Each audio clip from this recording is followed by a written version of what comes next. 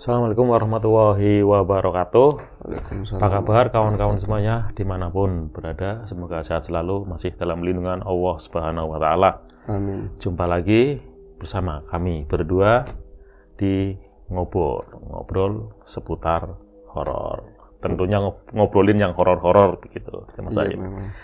Nah, ini ada seperti biasa narator kita nih, Mas Ayu, yang akan berbagi cerita atau mengobrol seperti biasa ya, Mas Ayu. Iya, boleh apa aja boleh. Yang penting ada horornya, Bang. Ya. Ya, silakan barangkali mau menyapa teman-teman di sana. Iya, baiklah. Terima kasih Mas Ogan atas tadi pembukanya ya. Aku seperti biasa tanya apa kawan-kawan. Assalamualaikum warahmatullahi wabarakatuh. Waalaikumsalam warahmatullahi. Bismillahirrahmanirrahim. Apa kabar kawan-kawan semua? Semoga semua dalam keadaan baik, sehat dan selalu bahagia tentunya kapanpun dan dimanapun saatnya. Kembali ada kami berdua di Ngobor. Ada Bang Ogan, ada diriku di sini.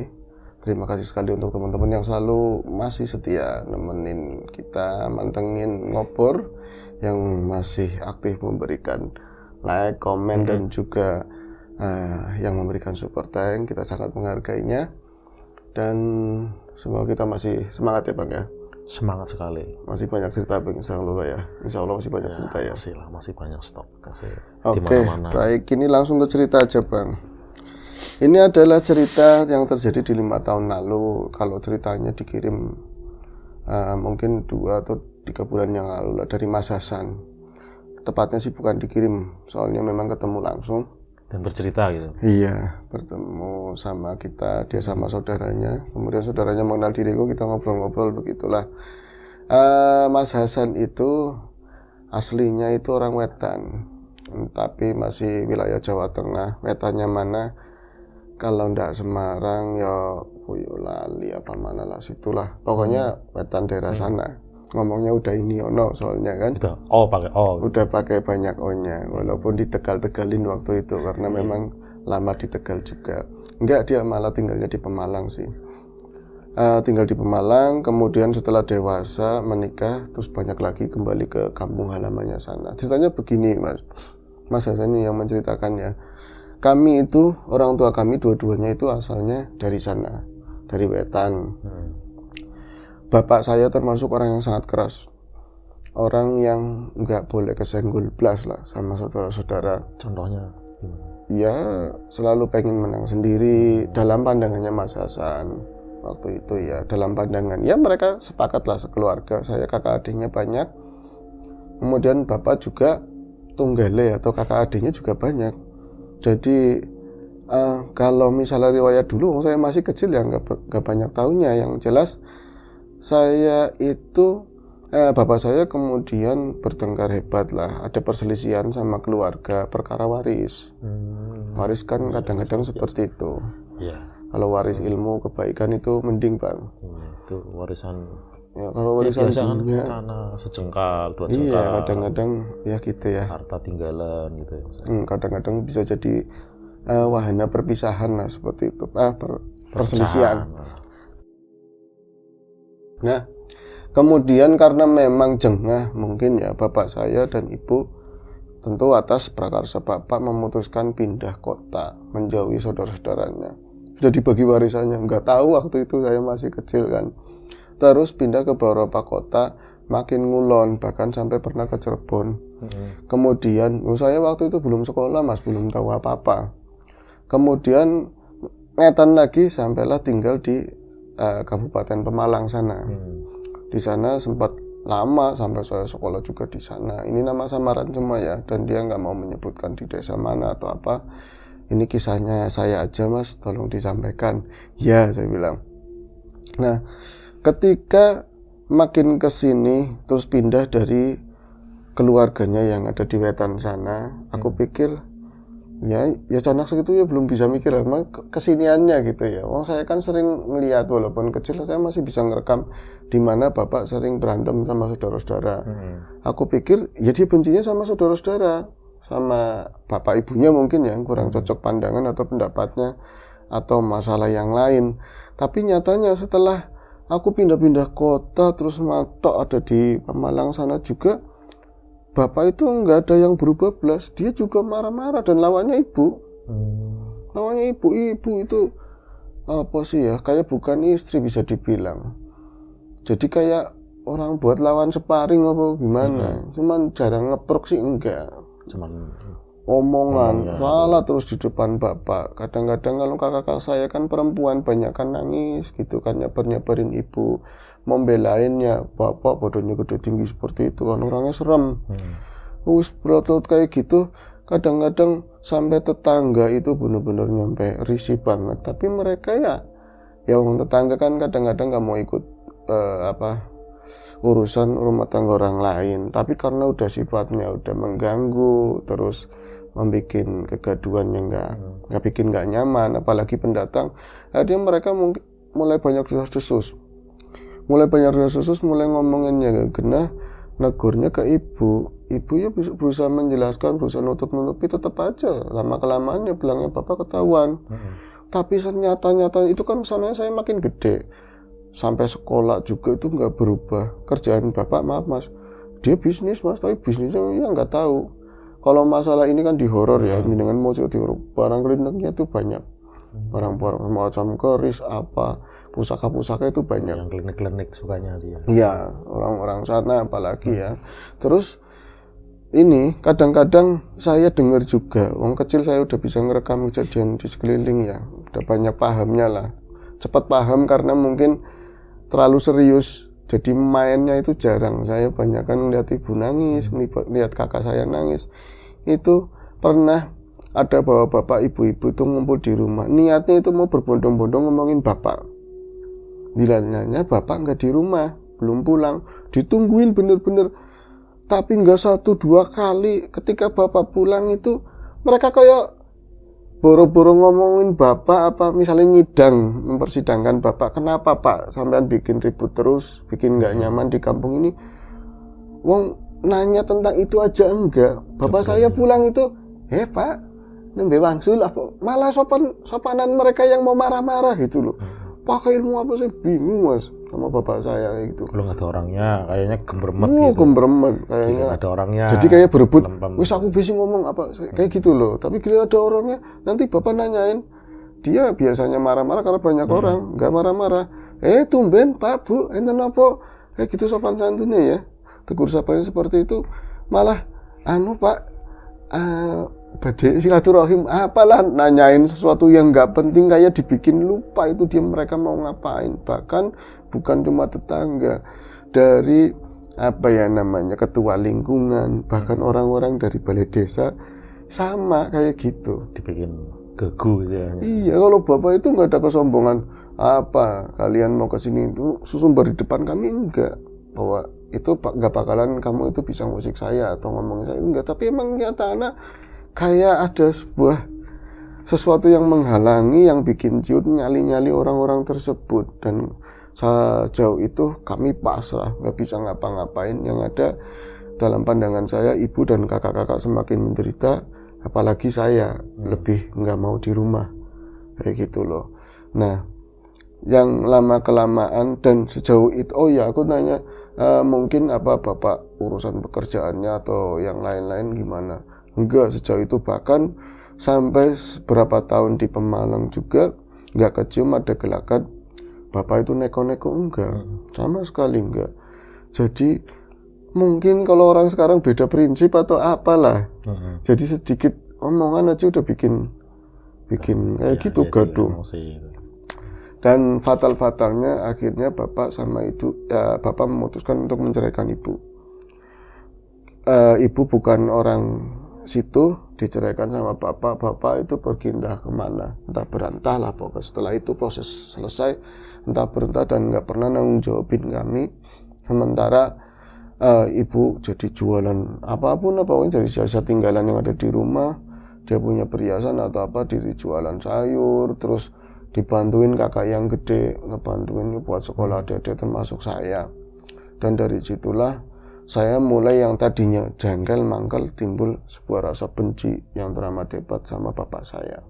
Kayak gitu loh. Bahkan ketika misalnya di sekolahan kan ada terimaan rapot, kumpulan orang tua, terus anak-anak misalnya sama bapaknya manja-manja, bagi saya itu jijik banget gitu loh, anak apa sama bapaknya kayak gitu, padahal mungkin itu kecemburuan saya, tapi dalam pandangan saya, enggak banget yang kayak gitu. Kalau sama anak sama ibu lumrah, tapi buat saya sama bapak kayak gitu enggak. Padahal saya sadari kemarin ya, oh ternyata saya cemburu. Waktu berlalu lama, kemudian kami bisa bangkit dan pantang buat ibu itu pulang kampung karena malu. Kita harus berhasil walaupun tanpa bapakmu kayak gitu. Nah setelah kakak-kakak alhamdulillah dengan berbagai upaya bisa ngelanjutin sekolah, bahkan ada yang kuliah, ada yang menikah sama orang bener yang sukses, kita bisa punya harga diri, keluarga bisa bangkit lah. Dan semuanya nggak memikirkan diri sendiri, yang terpenting ibu tinggal satu-satunya. Kalau bapak itu nggak ada kabar. Mau rentang waktu saya gede itu pokoknya, ya 5 tahun yang lalu lah, 5 tahun yang lalu. Jadi dia juga masih muda sih cerita waktu itu. Jadi tahu-tahu ada kabar bahwa bapak saya itu nampak di dekat-dekat kampung situ, kayak gitu loh Bang. Dan dalam keadaan ada orang ngomong, ada orang ngomong, ya orang situ tapi udah kayak dianggap saudara lah. Dan dia itu orang baik yang ngasih tahu, yang lain pengen ngomongin bapak lah, pengen usil-usil, kalau dia itu banyak yang nenangin, dia juga yang ngasih tahu. Itu juga dari orang lain juga, tapi akhirnya dia survei, bener katanya bapak saya itu ada kayak semacam bisa dibilang ngontrak atau nempatin sebuah rumah gubuk lah seperti itu di dekat sawah, dan keadaannya memprihatinkan. Terus badannya yang dulu kekar gede udah kerempeng, rambutnya ya kayak gitu lah, kayak ODGJ lah, seperti itu. Terus tapi bisa dikenali oleh tetangga saya itu yang saya sebut Uwa. Itu asli pertama itu bikin saya ini dan kakak-kakak yang dengar itu semakin membenci bapak, dan seolah-olah itu rasain dulu itu sampean begini begitu ya kan. Sekarang walaupun cuma dengar doang dari berita tetangga atau berita orang lain lah seperti itu, tapi kita kayak ya apa yang kamu lakukan sekarang dirimu merasakan. Sekarang udah susah, balik lagi ke kampung, apa nggak malu mau datang ke sini? Kalau datang ke sini pun kami nggak bakalan bisa menerima. Tapi berbeda dengan ibu. Kalau ibu itu diumpet-umpetin kabar itu tetap aja denger ya. Ibu itu semenjak ada orang bilang bapak itu di dekat kampung, tapi emang nggak dikasih tahu kampungnya mana, ibu itu sering nangis lagi kayak dulu. Dan yang paling itu yang mulianya seorang ibu, seorang istri, saya belajar dari sana. Banyak belajar lah dari peristiwa itu.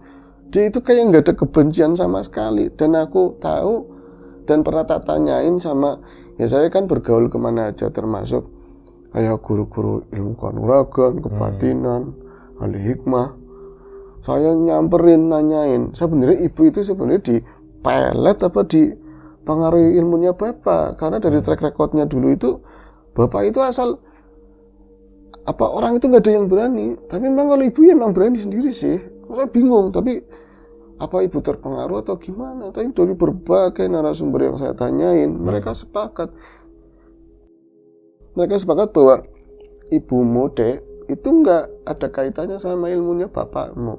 Mau dia apa-apain dari dulu ya berangkatnya sama, karena mereka tuh senang senang. Dan kenapa ibu itu mikirin bapak sampai nangis, udah makan belum, tinggalnya di mana sekarang, tolong kasih tahu saya, nangis. Ya karena welas, bukan masalah dia itu dipelet atau diguna-guna. Saya bingung dan nggak bisa menerima apa yang diomongin sama ibu. Kekeh. Kemudian tanpa sepengetahuan saya, ini lebih bukan ke horor ya Bang, banyak cerita keluarga. Tapi mungkin horornya ada nanti sedikit. Kalau banyak ya alhamdulillah. Jadi tanpa sepengetahuan saya, karena saya anak laki-laki satu-satunya dan mewarisi kekerasannya bapak gitu ya. Mungkin seperti itu. Tanpa sepengetahuan saya, kakak saya itu udah nemuin bapak semua. Nggak brengsek gimana mas? Dulu saya marahnya begitu, nggak brengsek gimana. Mbok yang ngomong sama saya merasa dihianati pol-polan sama. Kalau ibu saya bilang karena saya udah nanya sendiri sama orang-orang yang paham. Itu karena ibu itu bisa memaafkan. Dia enggak mudah menyimpan dendam. Memang orangnya baik. Tapi kalau kakak-kakak nggak harus kayak ibu dong ya, maksudnya harusnya nemenin aku buat benci sama bapak. Wong bapak itu udah nyakitin ibu seperti segitunya. Lu kok malah pas sudah berapa bulan kemudian saya dengar hampir kakak saya itu 4 orang perempuan sama suami-suaminya nemuin bapak loh, dan kepergok saya itu lagi ngumpul di rumah lagi ngomongin bapak. Tadi tak bawain ini, alhamdulillah mau makan. Ya memang mereka cerita bapak dalam keadaan sakit. Bapak dalam keadaan sakit, tapi wah nggak terimanya saya tuh mencak-mencak di depan keluarga. Kalian mengkhianat, kalian menghati saya, nggak ingat dulu bapak kayak apa. Wis kan, saya keluar dari rumah. Itu nampyang motor-motoran, awagan bang. Saya motor-motoran awagan itu nggak genah ya, karena nggak tentu arah, tapi ya masih daerah seputar sana.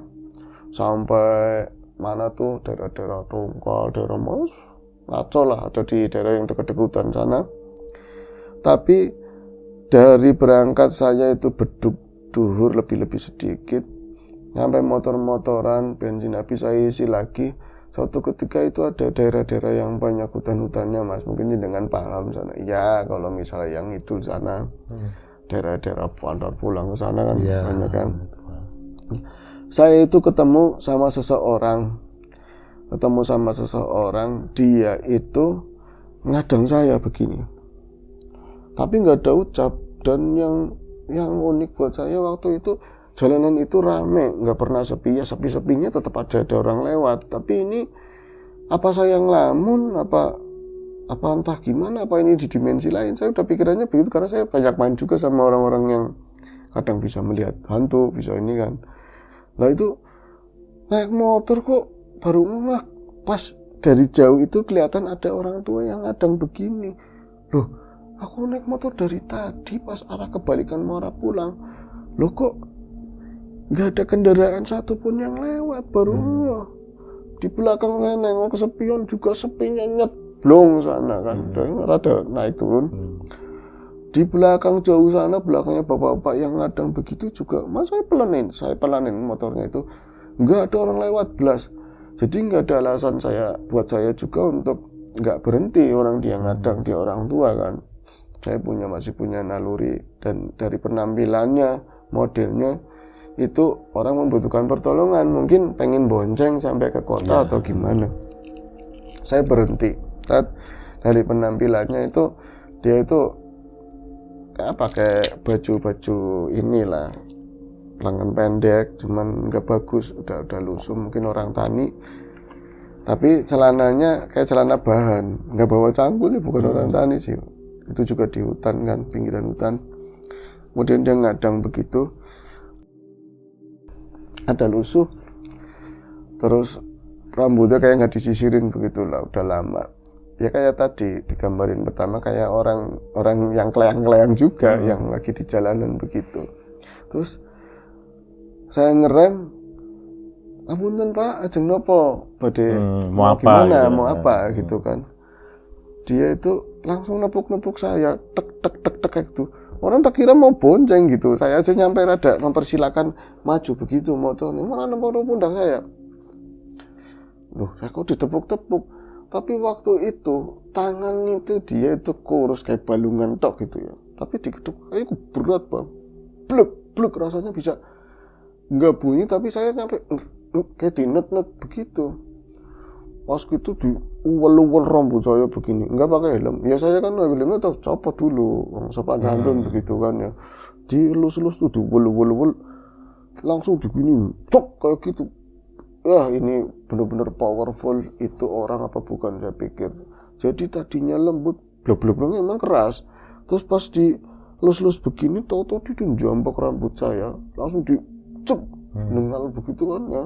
Saya mau jatuh begini. Allah, ampun pak, sakit, ngerasa benar-benar sakit. Pak, ini mau apa? Saya mau apa? Situ mau apa? Tapi dia nggak megangin tangan saya plus badan saya, tapi di dalam dia kayak gitu, saya nggak ada daya upaya sama sekali, nggak ada daya sama sekali. Bener-bener saya kayak dilucutin, tenaga saya habis gara-gara dijambak itu rambutnya.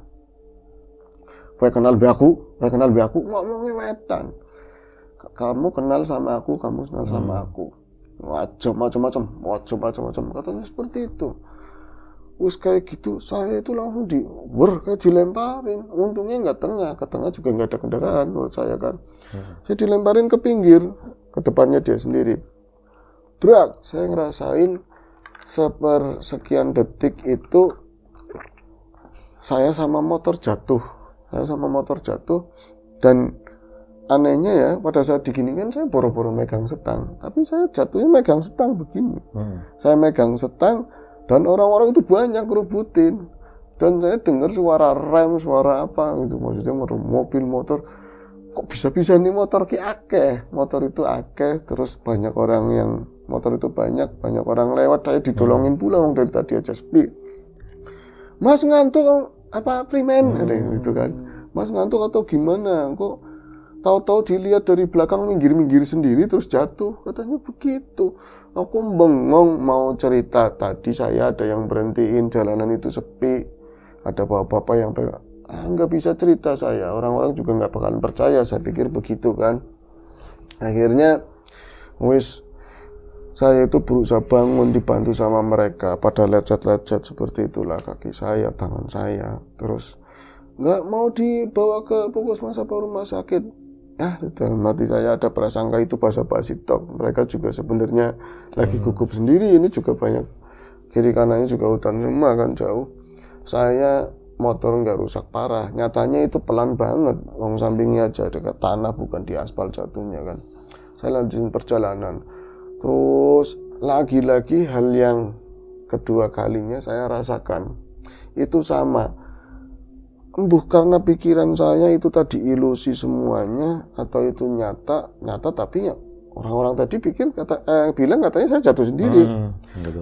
Iya, sepi lagi untuk kedua kali, sepi depan, sepi tadi perasaan rame, kok sepi lagi, ada yang ngadang lagi, sama kayak gitu, ngawe-ngawe, tapi ini kayaknya beda dari pakaiannya apanya, tapi orangnya mirip kayak gitu lah, dedek banget gitu.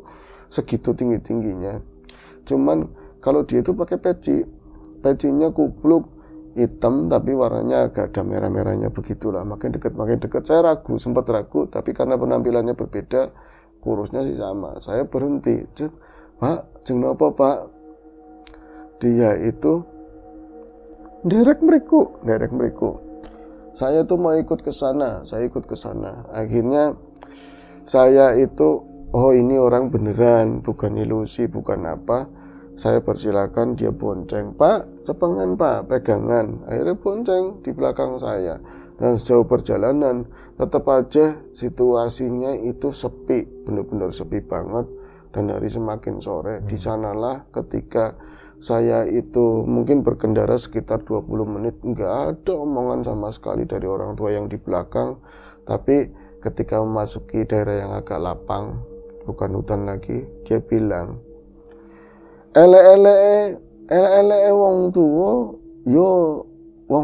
katanya. Jelek-jeleknya orang tua ya orang tua, ra ono bekasnya wong tua. Orang tua itu nggak ada bekasnya, itu sejelek-jeleknya orang tua yang nggak ada bekas orang tua. Maksudnya apa ya? Oh iya juga sih. Saya langsung nggak ada penolakan ketika dia ngomong, walaupun caranya ngomongnya kayak orang tua yang gojek guyonan, tapi saya masuk ke hati. Sejelek-jeleknya orang tua juga nggak ada yang namanya itu mantan orang tua, begitu kan. Terus kamu jalaran saka bapakmu, kamu itu dari ya adanya kamu, adanya bapakmu. Dari bapak, titisan bapak. Titisan bapak. Ngopo wong urip ki menang salah, orang hidup itu berhak untuk salah. Dia berhak memperbaiki kesalahan, dan kita yang sekalinya harus bisa memaafkan. Jangan menyimpan kebencian, itu akan menjadikan hatimu hitam. Bahasa Indonesia seperti itu. Soalnya bisa kayak dilucutin, dan saat itu saya kebayang masa lalu. Terus kebayang katanya yayu-yayu saya, ibu, bapak kondisi naik motor sambil nangis, sambil lucu sendiri, dimaki-maki yang di belakang, dikandani lah sambil ini dinyet kayak gitu. Terus lama-lama kan makin mendekati kota sana ya, saya merasa kok nggak ngomong-ngomong lagi nih bapak, diem. Dan saya itu kan naik motor udah kayak malu, gimana sih malu bener-bener malu. Saya nggak ngeliat spion, nggak bisa merasakan maksudnya. Aku nungguin ada wejangan apa lagi, dan saat itu ada keniatan, bener-bener ada keniatan tulus. Saya pengen nemuin bapak, saya pengen nemuin bapak banget. Nggak tahu apakah saya terketuk atau apa dengan ucapannya si pria tua ini. Saya rasakan, "Mbah, njenengan mandap pundi? Mbah, sampean itu turun di mana?" "Mbah, nggak ada yang nyaut." Nah, siapa-siapa, nggak ada siapa-siapa. Nah, kendaraan itu ramai mas. Oh iya, kendaraan ramai lagi mas, kendaraan ramai lagi. Itu disimpangin sama motor boncengan. Mungkin ya orang bawa tas juga rangsel, mungkin dari perjalanan dari Semarang atau dari mana, ya nggak tahu. Terus din, "Mas, kalau ngantuk minggir istirahat," digituin katanya. Angel, kenapa ya, apa saya naik motornya ngelambiar, ini ilusi saya semuanya, apa emang saya ketemu makhluk yang kasat mata yang gangguin saya, bikin saya celaka. Yang pertama, yang keduanya itu menjangin memberikan suatu hal yang bagus, tapi saat itu pula saya terkutuk dan ada itikat mau nemuin bapak. Dan waktu itu siapa yang jadi target? Aku mau ke Yayu yang pertama, kedua, ketiga, apa keempat, saya pengen, tapi malu ngomongnya, mau minta dianterin ke tempat bapak. Anehnya lagi, itu kejadian yang ketiga kalinya. Tahu-tahu di depan lagi ada orang ngadang yang sama, dan itu bapak-bapak yang tadi yang naik. Kok bisa-bisanya loh? Aku nggak mau berhenti, bener-bener nggak mau berhenti. Saya itu udah cukup lah situ ngasih tahu itu, dan saya kalah. Saya diruntuhkan ego saya semuanya itu sama dirimu. Itu sepi mas, enggak, rame pokoknya. Dan dia itu ada di keramaian, dia ngadang, dan saya tahu dari wujudnya itu dia bukan ngadang angkot atau bis atau apa, itu pasti ngadang saya mau tak lewatin pokoknya. Saya udah malu pokoknya. Tapi di depannya dia dilalai kok ada motor waras-waras kayak gitu, bisa grek kayak gitu, mati sendiri. Sampai aku orang tak rem mas, nggak tak rem, kedampal-dampal itu sampai kakinya begini. Pas depannya bapak-bapak itu, "Ayo, kenapa pak? Jenengan jangan gangguin saya pak. Jenengan orang apa bukan, jenengan apa?" Tapi depan saya, apa sih ngomong apa itu? Dia ngomong seperti itu, langsung bonceng di belakang saya. Terus ini singkat cerita aja ya mas, saya itu kayak naik motor itu lemes, nggak tentu arah saya, pokoknya apa kata bapak-bapak itu, kiri masuk ke dalam gang, kiri, tapi itu arahnya ternyata masuk ke desa saya, dan itu berhenti di sebuah gubuk. Di sana itu ternyata saya kaget bukan kepalang, saya mengenali motor sama salah satu mobil itu, ipar saya, itu ada mobil, ada motor-motor itu. Ternyata kakak-kakak saya semua ada di situ, di gubuk itu, dan itu rumah yang ditempatin bapak. Seolah-olah itu ngasih jalan ke situ ya. Bapak-bapak itu asli mas, bapak-bapak itu asli, dan dia nggak tahu menau, maksudnya itu saya ada urusan sama bapak saya, dia itu bener-bener kayak orang memang numpang beneran, padahal dia ngasih tahu sini, "Pak, ayo pak, masuk pak," kan, ya. Akhirnya Hasan ke sini, alhamdulillah ngasih tahu siapa Hasan. Ini bilang begitu, saya ngomong ini bapak ini. Alhamdulillah Hasan akhirnya mau ke sini. "Ayo Pak, monggo Pak, jenengan di depan." Jenengan yang ngasih tahu, "Ayo Mbak, Pak, jenengan di depan." Ngasih tahu apa Mas? Jenengan ngasih tahu supaya saya ketemu bapak ini siapa? Aku ora kenal. Dia itu melipir. Memang ke sana ke arah sawah, karena ke tempat ke penduduk lah. Akhirnya saya itu langsung belum sampai ketemu bapak, saya udah nangis duluan itu di depan kakak-kakak saya, di depan yayu saya. Ternyata ada ibu saya di dalam. Saya sungkem di situ sama ibu saya, nangis sungguhkan, teng-tengan dalam ego saya, siapa yang salah, yang nangis siapa gitu kan. Tapi runtuh gara-gara itu omongan yang ketika penumpang yang entah siapa itu ya. Langsung saya mendapatkan yang bikin saya runtuh ini, bapak orang segede sekeras itu dalam kondisi itu sakit geleleng gitu loh. Ada di balai-balai ya, bambu-bambu yang lusuh, dan rumah itu nggak terawat banget. Cuman kelihatan itu ada, aduh lupa pak.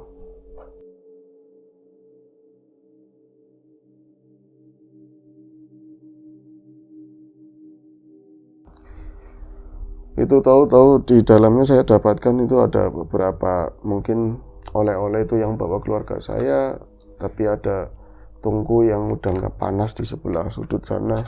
Mungkin bapak itu pernah masak air atau apa, dan ada beberapa pakaian yang kumel-kumel lah. Itu mungkin gantinya bapak. Dia itu dalam keadaan tiduran dan semuanya berbeda, dari tangan kakinya itu udah kurus, kempot lah begitu. Emang beda 180% dari Iya, dulu. iya, brengosnya itu agak panjang. Aku nangis ngeliat bapak kayak gitu. Hah? Iya. Iya, bapak kok jadi begitu. Saya sempat, Bu, maksudnya nanya ke ibu itu bapak, beneran itu bapak. Tapi ibu ya nangis, mungkin haru, kakak nangis semua. Saya cuman bisa, apa ini bapak saya, ini bener. Tapi ini memang bener. Saya merasakan getarannya anak ke bapak. Saya langsung mengambur ke arah bapak, tak peluk, Pak, sampun Pak, kula nyuwun maaf. Saya itu minta maaf, sudah kasar, saya sudah benci sama bapak sudah saya ampuri, saya ampur, ayo pulang, malah saya ngajakin pulang. Bapak emang mau pulang katanya. Tapi saya dengar suara itu nggak ada, mulut itu bicara nggak ada, tapi suaranya bapak kayak lagi waktu muda keras itu. Bapak emang mau pulang kayak gitu, Pak. Nanti padahal bapak lagi. Iya, lagi baringan, dan dia itu mulutnya mingkem, cuman matanya sing lihat. Apa itu, kaget lagi. Aduh, saya kebanyakan main sama orang-orang begitu apa gimana ya. Sempat, tapi saya kalah sama bahagia saya ketemu sama bapak, terus ngomong, yuk bawa pulang. Saya tuh dibawa pulang ke rumah. Dan disitulah mulai saya itu ketemu jawaban dulu. Kenapa bapak itu orang mau marah, tahu-tahu sampai ke rumah, dia itu pada lupa nggak rumah. Jadi ada banyak peristiwa di sana, Bang. Ketika Pak mendekati sakaratul maut, ke sana itu agak lama banget, susah, meninggalnya agak susah. Dan saya berusaha keras sama kenalan saya, orang-orang yang saya berhasil hubungi, untuk gimana caranya ngelepasin semua pegangannya bapak. Kayak gitulah. Itu nggak ada cerita apa ini sedikit kenapa itu bapakan dulu kan jaya banget lah istilahnya, ya, sampai itu tiba-tiba jadi sakit dan lain-lain. Itu karena apa itu? Itu cerita itu ada sedikit selentingan juga, cuman aku nggak mendalam, udah kalah sama rasa seneng, saya juga akhirnya saya masih punya hati seperti itu kan. Cuman dengar sih nggak ada barang apapun yang dibawa dari rumah ketika bapak keluar, nggak ada barang apapun. Cuman dari penuturan ibu, katanya dari saudaranya juga yang ada di wetan, dia sempat ngambil jatahnya, terus sempat ya senang sendirilah sana, entah di dunia hiburan, di dunia apa nggak tahu, sampai habis gitu. sampai habis terus akhirnya malu lah, nggak mungkin berani pulang kayak gitu. Nah, tapi akhirnya jenengan bisa bareng lagi, iya bareng, tapi untuk nggak ketemu lagi. Sebenarnya itulah Mas yang maksudnya saya, ya Allah, buat teman-teman lah. Kalau di cerita ini saya belum sempat ceritain yang horor-horornya gimana, dalamnya isinya, ilmu-ilmunya bapak itu apa. Saya sengaja nggak cerita karena itu mungkin udah sering orang mau dalamnya macan kayak mau dalamnya naga apa, itu mungkin udah sering. Tapi apa sih buat nyebar ke teman-teman semua ya, jenengan kan banyak ngobrol sama orang banyak. Kalau misalnya yang namanya orang tua, yakin memang benar Mas, gak ada bekas orang tua, dan hubungan itu sebenci apapun, adanya kita ya adanya dia. Seperti itu. Orang memang berhak salah. Kita, terus ada ini anak-anak ada sedikit itunya juga ya, itu namanya apa ya, yang sebab akibat ya, benar, sebab akibat itu hukum dunia tetap ada. Seperti itu. Makanya kita benar-benar yang namanya waktu gunain benar-benar.